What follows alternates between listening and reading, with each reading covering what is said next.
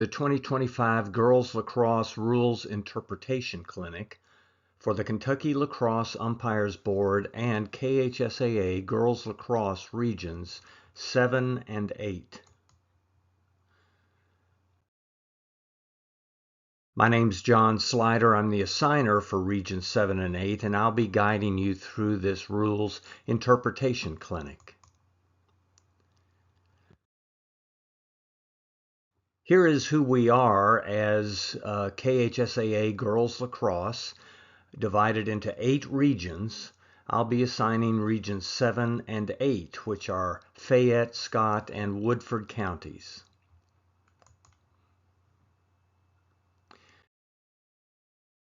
Twelve teams that are a part of regions 7 and 8.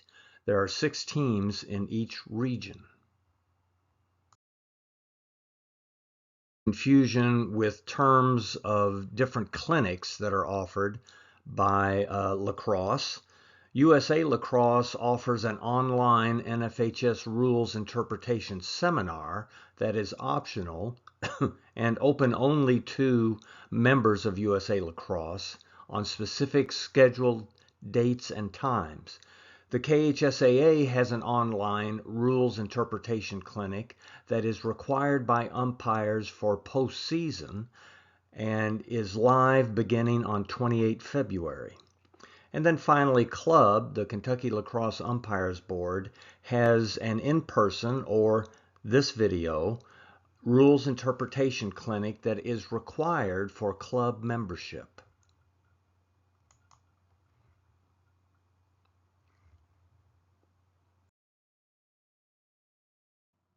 As a girls lacrosse umpire, you will need first to ask what you want out of your certification or licensing. If you just want to do high school games from March to May, you will need to have all of these elements as a part of your portfolio. If you want to do out-of-state club games between June and January, let's say, you will need to have all of these items. Now, there are some connecting parts, club membership, for example. The NFHS rules book is the same for both USA Lacrosse and NFHS or KHSAA games. And then there will need to be some observations, though each has its own specific type of observation.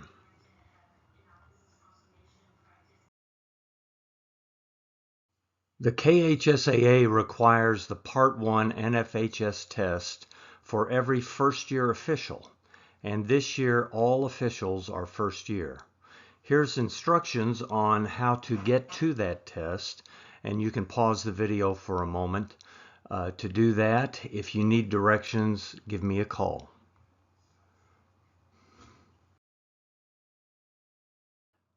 We have many important dates throughout the season, the high school season, and here they are. I encourage you to pause the video or give me a call if you have any questions.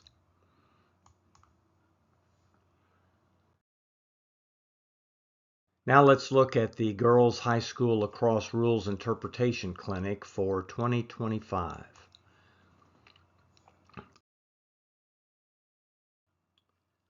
There are 3 points of emphasis for 2025.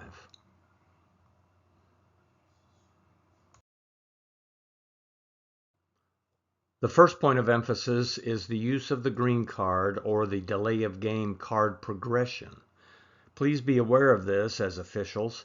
We tend, as an umpiring crew, to try to avoid using delay of game calls, but things such as penalty administration in the field and other issues are really delays of the game and need to be carded appropriately.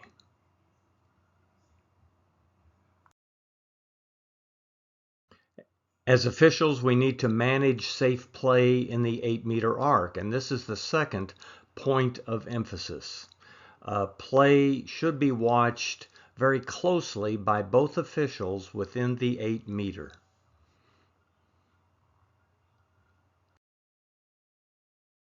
Third and final point of emphasis for 2025 is offensive fouls inside the critical scoring area. The lead and trail official or officials need to be mindful of not only attack fouls, fouls on the attacking team, but fouls on the defensive team. Too often we defer to the attacking team when calling fouls inside the CSA.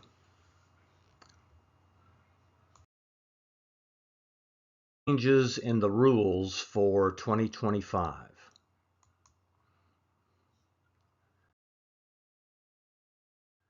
First of all, there is a rule change concerning the duration of play. The clock will stop when there is a foul in the critical scoring area during the last minute of each quarter, unless a team is leading by 10 or more goals. This rule change more or less cleans up last year's what I considered an error or a glitch in the rules. This makes officiating at the end of each quarter a lot clearer for everyone concerned.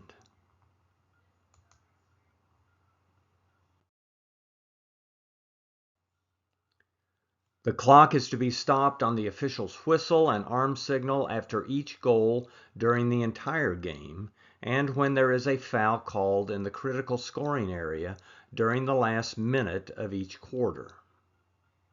If a team is leading by 10 or more goals, the clock will continue to run after goals, and when there is a foul called in the critical scoring area during the last minute of each quarter.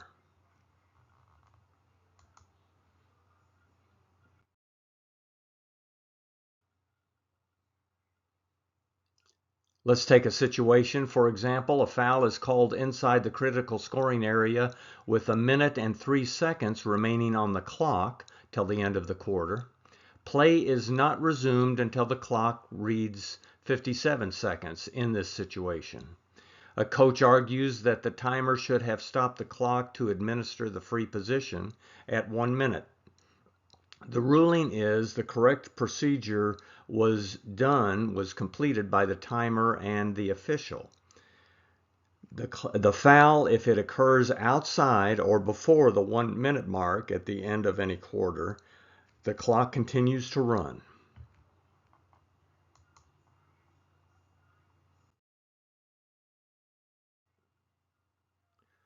Starting play, the draw is a rules change. When one player draws illegally, the free position will be taken at the spot of the ball.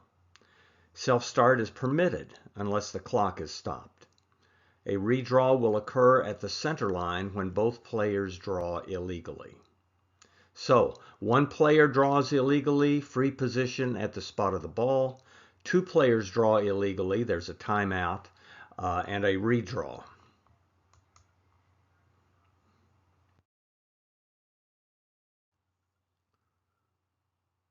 When an illegal draw occurs, a free position for the opponent is awarded at the spot of the ball. If both players draw illegally or it cannot be determined why the draw was illegal, we call timeout and redraw.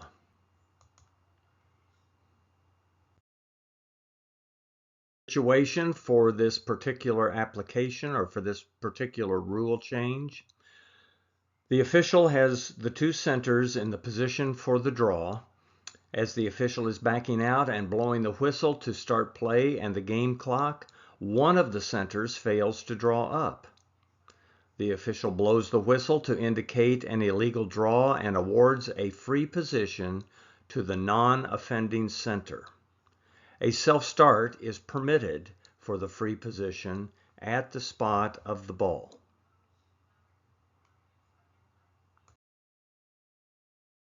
Here's another application of this rule change. The white center moves after the official says ready and before the official's whistle. That's an illegal draw. The official blows the whistle to indicate an illegal draw and awards a free position for blue at the spot of the ball. Player positioning for the draw shall not apply It's a penalty, it's a foul, so that counts as a possession of the ball. No player or cross is permitted within 4 meters of the player taking the free position. Play will commence on the official's whistle since the game clock has been stopped or continued to be stopped.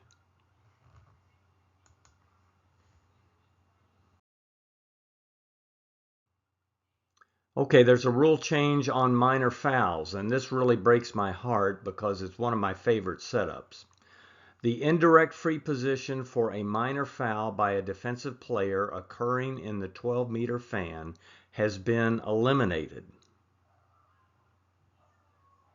So, a player who is fouled in this situation, an attacking player, may shoot from the free position on the 12-meter fan.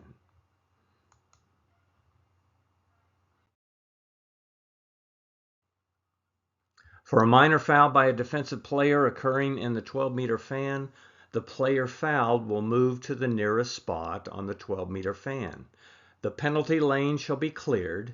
The fouling defensive player shall move outside the penalty lane and 4 meters from the player taking the free position relative to the defensive player's position at the time of the foul.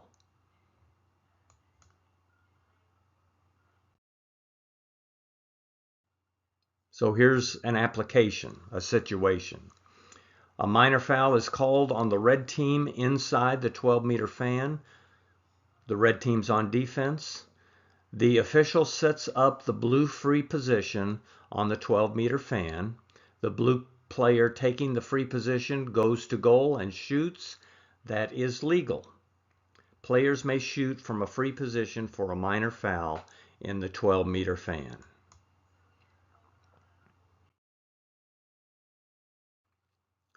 Another rule change under major fouls is an illegal pick. A player's body and stick position for a pick is legal when the cross is held in a vertical position and their body is in a vertical plane with the stance not wider than shoulder width. This would apply to both feet and, let's say, elbows or arms.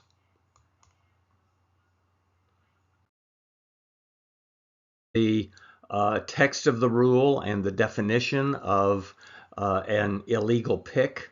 To be legal, the cross must be in a vertical position and the player's body shall be in a vertical plane with the stance not wider than shoulder width. A pick is a technique in which a player without the ball positions herself to force the opponent to take another route. The cross must be in a vertical position. The player's body shall be in a vertical plane with a stance not wider than shoulder width, and the pick must be set within the visual field of the opponent, allowing enough time and space to stop or change direction. It may be moving or stationary. Here's an example of how the rule is applied. An offensive player sets a legal pick within the visual field of an opposing player. As the opposing player approaches, the player setting the pick moves her stick to a horizontal position to block the approaching opponent and contact occurs. That is an illegal pick. The player setting the pick committed a foul for an illegal pick by moving her cross to a horizontal position and making contact.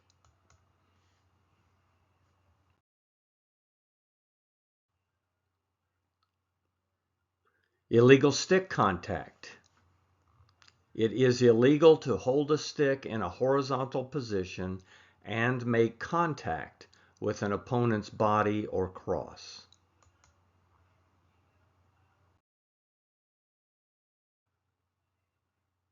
Here's the rule. Illegal contact with the cross, for example, a stick held in a horizontal position that makes contact with an opponent's body or cross.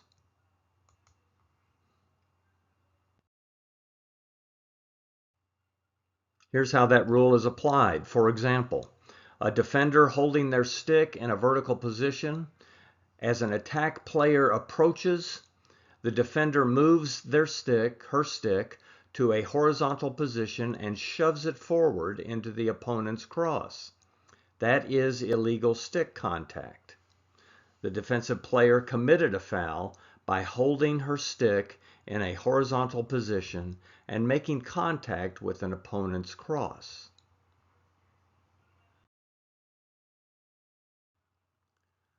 Rough or dangerous checks. A rough and dangerous check occurs when a player checks an opponent's cross and hits the opponent's hand.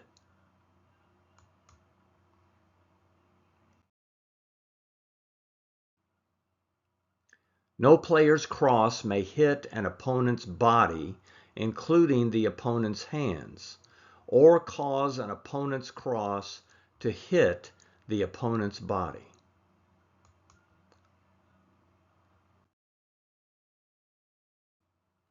Here's an example of how this rule is applied.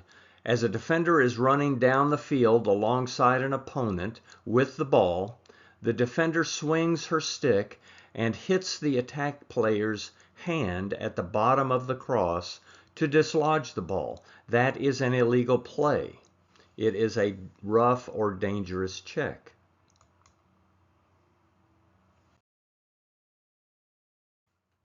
Here's another way this rule is applied.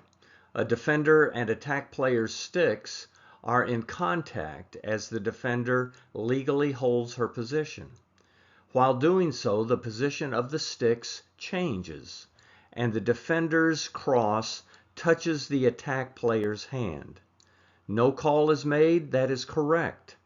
This is not a dangerous check because the contact was incidental and not caused by a checking action of the defender. There are a few editorial well, there are many editorial changes, but I'm just going to look at a few of them. Cross failure. If a cross fails during play or right before play commences for the quarter, the cross shall be placed at the scorer's table and may be re-inspected between the quarters. There's rules, of course, again on jewelry and uniforms. I call your attention to those. Very importantly, read this rule about the scorer, and this is an editorial change. If the official scorer is not seated at the scorer's table, the scorer's table by definition is located between the benches at field level, then a person at the scorer's table shall have electronic communication with the official scorer, who may be up in a press box or something. It's very important to have someone seated at the scorer's table during the game.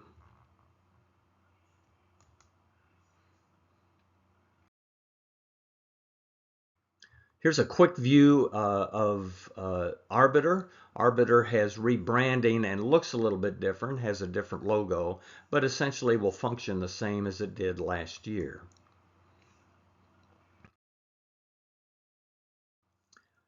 First year officials especially, but all of us now will be going to another Arbiter account for assignments for high school games during the regular season. So we need to make sure our account and pay account are set up properly. You will get a welcome email from me if you are new to the system.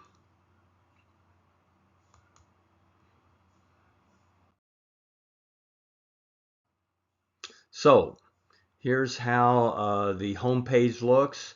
If you go to the login up in the upper right hand corner,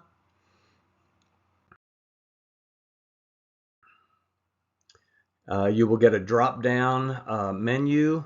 You will need to go to officials, click on officials,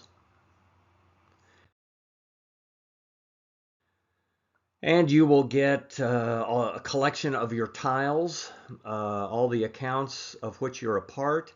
If you're just doing high school lacrosse, girls lacrosse, you will have the All Kentucky Statewide Lax Officials Association account, and you will have the KHSAA account. And in addition, you'll have your own tile for your account.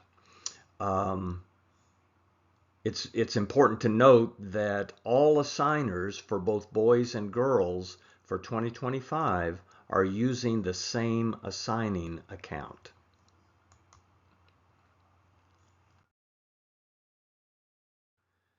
And if you get to your dashboard, click on your dashboard, you will see a few items of interest. I encourage you to look through them. If you will go to the ready to be assigned, all I want is for you, all that's important to me is for you to have a blue check on All Kentucky Statewide Lacrosse Officials Association. And then in the upper right hand corner, you can also click on your account.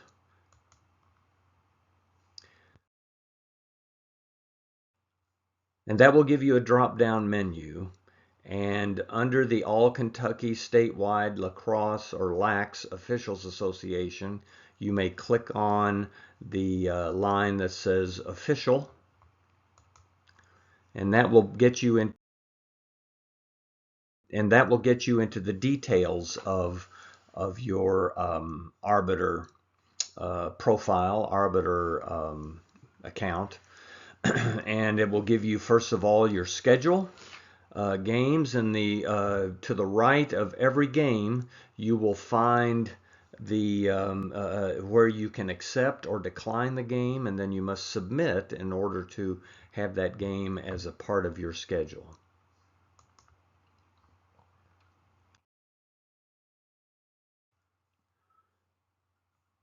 Payments will come through Arbiter for high school lacrosse. And I just call your attention. These are more not samples, but just quick shots of what Arbiter looks like. And I encourage you to go through and explore your Arbiter account.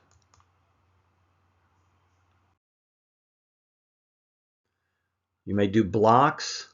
On this calendar here for February, I already have assigned to myself in order to observe and give new officials some field experience. I've assigned myself to a game on the 22nd of February, and just for a sample, I blocked the 21st of February. So blocks are in red and games are in blue. If you do block a day, I suggest blocking the entire day. That way you don't have in the back of your mind that you've got to be finished with one event, whatever you're doing beforehand, in order to be available for games.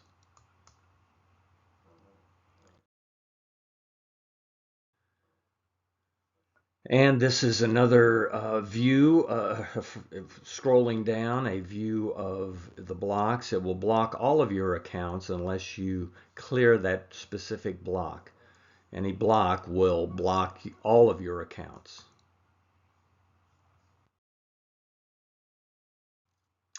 And if you go on eligibility, I've circled where the girls lacrosse is, and you can get to the test through this eligibility menu on your Arbiter account. The question mark down here is that it seems that most everybody is getting the the wrestling postseason registration for some reason. That will appear. Don't worry about it. I wouldn't follow up on it if I were you. You can find lists of all sorts of persons, contact information, especially officials. If you need to find a partner with whom you worked in the past, or someone you need to contact, another partner, you may do so through this.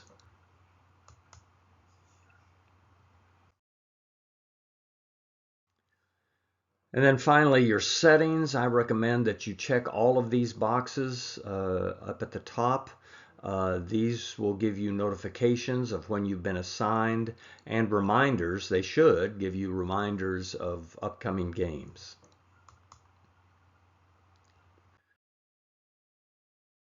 And you need to be uniformed and equipped in a professional manner.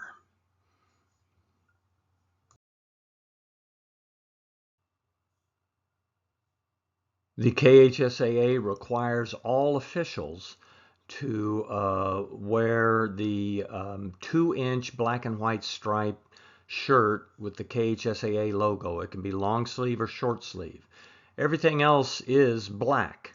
I encourage you to stay away from logos. You can wear a KHSAA logo on other pieces of equipment or uniform. You can wear USA Lacrosse logos or the college officials logo. Please stay away from any political statements on your shirts and uniforms. You may have manufacturers' logos, but they need to be small. I also stay away from any school logos.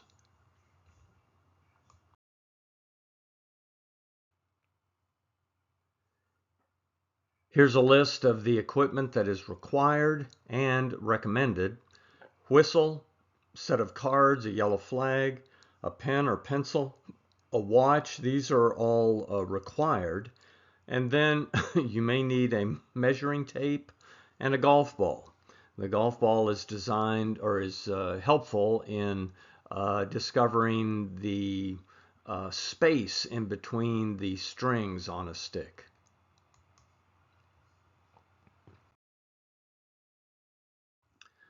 Game and travel fees vary by region.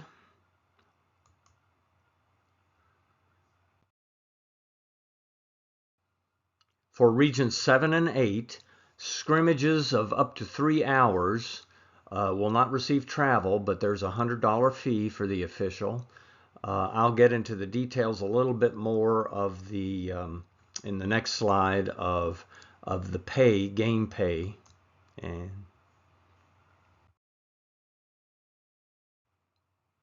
And here that is. Region 7 and 8, it's $105 for a varsity game, $90 for a 3-person crew. The JV and freshman games are $60. And if I assign through the KHSAA provided arbiter account, if I assign middle school, then $60 is the fee for middle school. Right now, I don't see anybody in Region 7 and 8 or coming, say, from Louisville or even Northern Kentucky that will travel more than 75 miles to games, excuse me. But so I'll just put $40 there, and they've asked me to negotiate further if there is longer travel. I don't anticipate anything over 75 miles, though. So for if you live in the Lexington area and go to any of our 12 teams for games, it's a varsity and JV doubleheader, you will get $165 for that evening.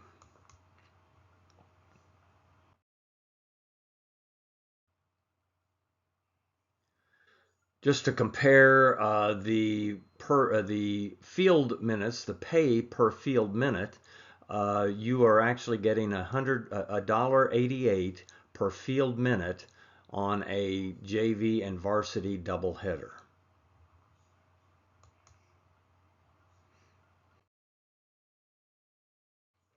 Misconduct, complaints, and disqualifications.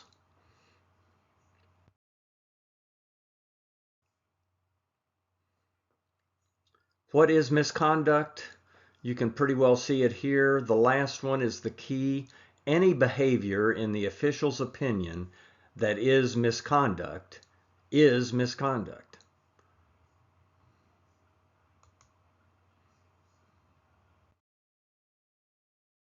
Here's my directions to all officials. Do not accept any questions or comments from assistant coaches. If you cannot ignore the questions or comments, then card the head coach. If spectators are misbehaving, stop the game and have the game manager deal with the problem. If the problem persists, have the spectator removed. You may pause the game or stop the game completely if spectators become unruly. It is the responsibility of every official to create a safe environment for every participant, including officials, of the game. If an assistant coach misbehaves, yellow card the head coach. That is by NFHS rule. For the second infraction by an assistant coach, red card the head coach. Call it a glitch or a strange situation, but the NFHS rule book says that the only way to remove the misbehaving assistant is to red card the head coach. Then both the assistant and the head coach are removed. The head coach is ultimately responsible for the behavior of his or her bench and his or her spectators.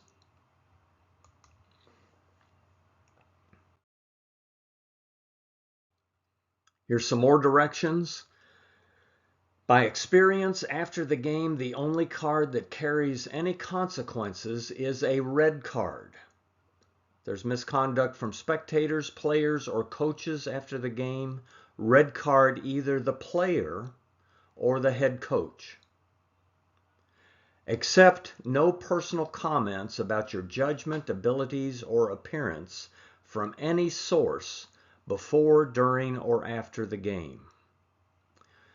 We also follow the KHSAA zero tolerance policy for racial, obscene, or demeaning language.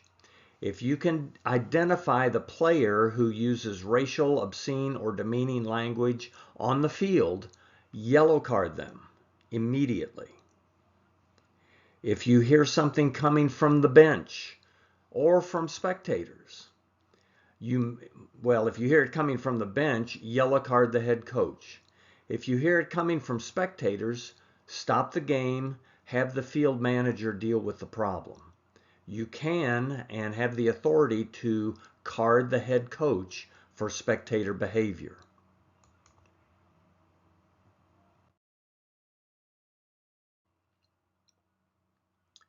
Okay, officials, I'm giving you a lot of protection. Here's some of your responsibilities. You should not use racial, obscene, or demeaning language anytime at the site, whether you're whispering it to your partner or whatever. Do not use that type of language. Officials should not touch a player. I know it's probably our instinct to jump between two players that are fighting. Especially male officials, do not touch a player. Use your best judgment, but my direction is not to touch a player. That's up to the coaches to pull people apart if they're fighting. What you do as an official is step back and start recording numbers of people who have left the bench area and come onto the field. You must, as an official, show respect to players, spectators, coaches, and your partner on specific games.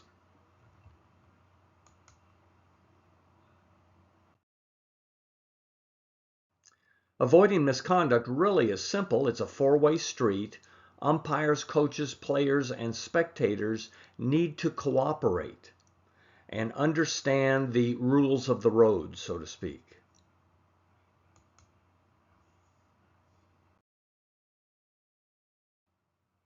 I'm getting this clarified through the KHSAA. KHSAA uses the term disqualification, which is not found in the NFHS and USA Lacrosse rules book. The two terms that are used are suspension and ejection. A yellow card, a single yellow card, technically by rule is a warning. You may also give a verbal warning before the yellow card. Two yellow cards on a player create a suspension. the player is suspended for the rest of the game. There's been a lot of confusion about this. 2 yellow cards do not equal a red card. A red card by NFHS rules and USA Lacrosse rules is an ejection. That is, the player is finished for the rest of the game and the game following. Especially, well, any kind of KHSAA disqualification needs to be reported to the KHSAA and to me as your assigner. If you need help in finding how to report these things to the KHSAA, let me know and we'll walk through it. Red cards will be very rare, but they can happen and sometimes happen. Rarely, though. I am getting clarification, though, on what the KHSAA wants reported. Do they want 2 yellow cards reported? I know they want 1 red card reported.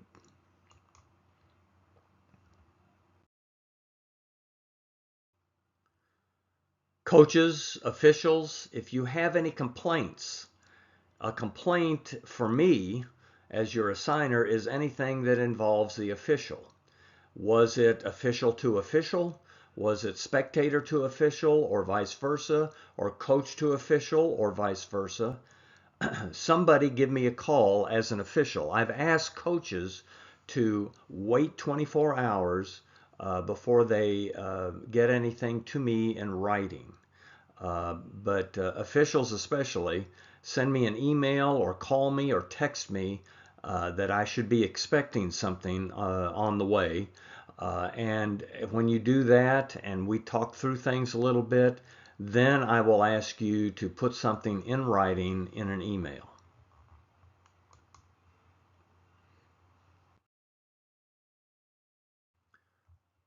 There are several resources that are available to you.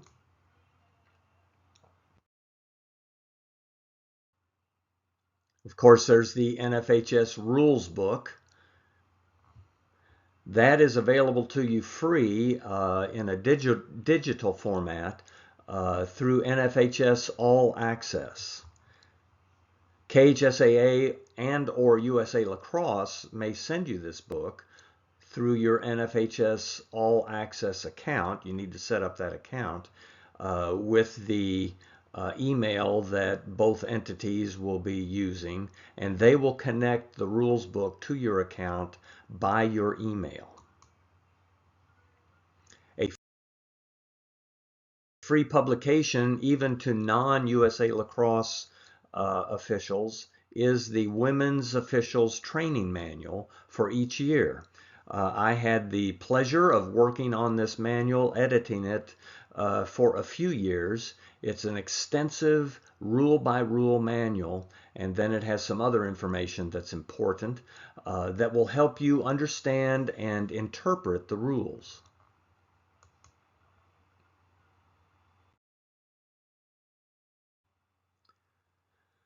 One of my pet peeves is the unified field. What happens a lot, and it aggravates me, is that the director of athletics at a school will go to the boys official or the boys coach and say, line your field. And then he'll go to the girls coach and say, okay, make this a unified field using the boys markings. It cannot be done. A unified field has to be 120 yards long. That is permissible in a girls lacrosse field, but if you look at the diagrams, it is not permissible with just the boys lacrosse markings. The unified field is 120 yards long and can be between 53.3 and 60 yards wide. An AD can make their lives a lot easier if they simply use the measurements of 120 yards by 53 1/3 yards. That is a football field. That eliminates an extra set of 8 lines, or 2 extra sets of 4 lines that need to be drawn on a common field. If there are any questions about the unified field, give me a call. There's a diagram in USA Lacrosse. You can also just do a Google search and find the image. 120 yards long. This allows for plenty of space between the girls' restraining lines and from the 12-meter fan to each restraining line.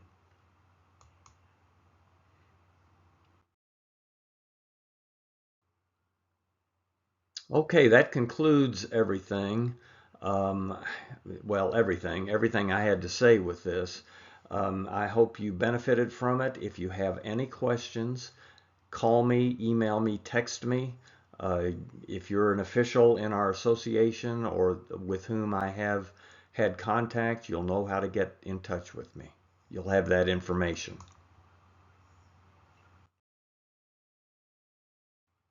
If you have any questions, please contact me.